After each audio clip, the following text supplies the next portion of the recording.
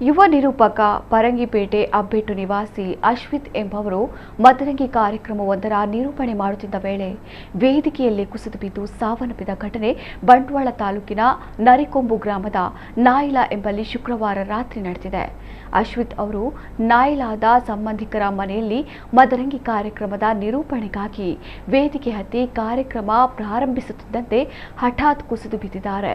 ಕೂಡಲೇ ತುಂಬೆ ಖಾಸಗಿ ಆಸ್ಪತ್ರೆಗೆ ಕೊಂಡೊಯ್ದರೂ ಅವರು ಅದಾಗಲೇ ಮೃತಪಟ್ಟ ಬಗ್ಗೆ ವೈದ್ಯರು ತಿಳಿಸಿದ್ದಾರೆ ಎಂದು ಮೂಲಗಳು ಹೇಳಿವೆ. ಬಂಟ್ವಾಳ ನಗರ ಪೊಲೀಸ್ ಠಾಣೆಯಲ್ಲಿ ಈ ಬಗ್ಗೆ ಪ್ರಕರಣ ದಾಖಲಾಗಿದೆ.